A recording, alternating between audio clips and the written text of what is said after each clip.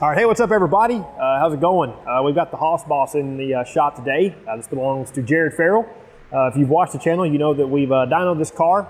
It makes some really good power, and it was also featured on Scrap Life Lee's channel, where he took a few different cars, including a Boss 302, Laguna Seca, if I'm not mistaken, and kind of made this thing. So it's worked well for Jared. He's tracked it at several events. When Jared does take it to the track, the poor car has got his tongue hanging out. That's how hard Jared drives this thing. But at a recent trip up at Ponies in the Ozarks at Ozarks International Raceway, Jared had some transmission issues.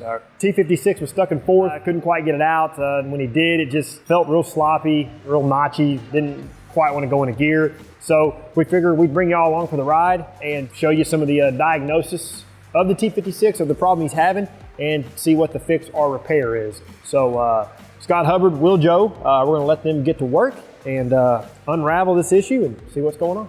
So the first issue we found so far is with throwout bearing. This is one we have off another car that was old, but somebody wanted to replace it. No side-to-side movement. And when we pulled off this car, it's got a lot of play in it. So it appears something has come apart inside this thing. Clip retainer that's supposed to keep this centered. And this one, and you can visually tell, you can see how this one's pretty well centered in the hole, and how this, you got a significant gap and it rotates. That would explain why he was having issues getting it into gear. When we drove it in the shop, we didn't have any issues getting it on the lift or anything. So it may be only a hot condition scenario, because he was finding this issue when he was at the Ozarks on track after tracking for 30-minute sessions. Like I said, we're going to continue, probably pull out the clutch, check the material, make sure there's not a whole bunch of hot spots, and go from there. All right, we're back, y'all. Pulled the clutch, and we noticed on this mounting disc that we had some galding in this area.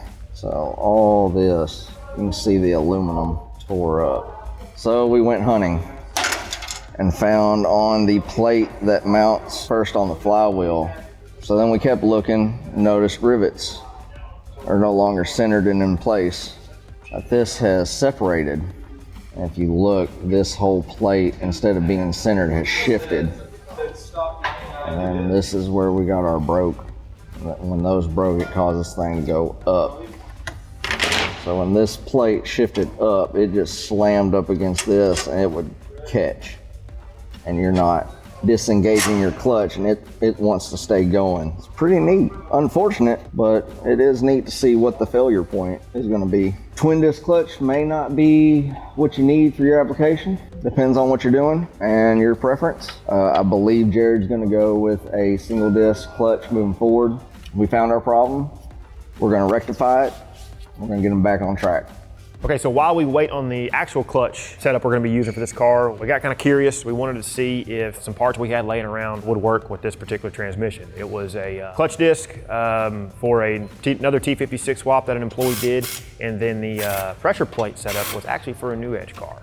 So we're going to play around and see if that works. So due to the McLeod being a twin disc, the clutch discs are smaller, pressure plate smaller, so the dowels will set into the narrow setting. We had to get the flywheel out.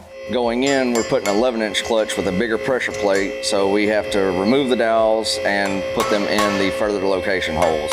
So now that we got that done, Hubbard's gonna get the flywheel back on, torque it down, get the clutch in there, make sure we got our alignment tool so that's straight. Pressure plate goes on, bolted down, bell housing bolted back on. Now Hubbard and I can get the slave cylinder addressed and bolted back in the transmission so everything can go back together. So this step isn't really necessary on this car. We're gonna bench bleed this slave cylinder. This car gets driven on track quite a bit. It's hot. All this stuff is by headers. So we want to give the system the highest chance possible we can for the fluid not to boil over. And last thing you want to do is lose a clutch on a racetrack. So we got mow tool in our slave cylinder. We got our braided line with insulation because it's by headers and we don't want Jared to lose a clutch pedal on track. And this also has a remote reservoir. So bench bleeding wasn't necessary for this application, but it's good practice for Hubbard to do stuff like that. Hubbard's getting ready to install this dude. ETFE on this, but So Jared had his reverse solenoid lockout on this and he didn't have it plugged in at all. So I mentioned to him that we sell this plug that deletes that solenoid, that retains it and doesn't use as stiff as a spring as the reverse lockout. Solenoid, getting in reverse, you don't have to overpower that entire solenoid. Much easier, puts it more in the traditional stage of a T5, T45, 3650, gives it that more natural feel. Got him set up, squared away. All right, we're gonna get this thing stabbed back in now.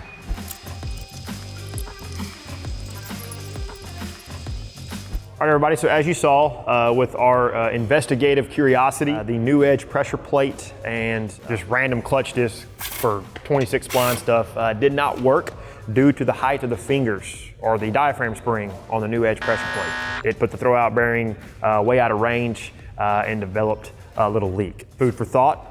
If you're curious as well, know that the pressure plate diaphragm springs and the height pretty crucial when selecting all this stuff. That way all the components operate the way they're supposed to. And the clutch that Jared ended up going with was a Ram Power Grip HD. Supports, I think, 650 horsepower.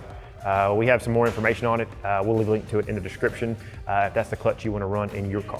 Okay, so where we're at now, we are verifying our throwout bearing spacing with the new Ram clutch. Ram does have instructions on how to verify this. I would recommend that you reference the manufacturer's page on whatever clutch that you're using, because each one of them may have a little bit different method on how they need you to check that. So with us using a Ram clutch, we're using Ram's instructions on how to verify what size spacer we need under the throwout bearing. That way this thing operates in its correct range. All right, everybody, that's it. Appreciate y'all watching. Glad we can bring you along for the ride on this diagnosis of a T56 and Hausboss. Kind of crazy what happened. If you've had a similar experience, let us know below. And if you're having a similar issue as to what you may have seen or watched in this video, you kind of would know what to look for. Thanks again for watching. If y'all find value in what we're doing, please consider liking the video, subscribe to the channel, turn on notifications. Until we see you in the next one, for all things S197, keep it out here with the real enthusiasts. Hello, Mark.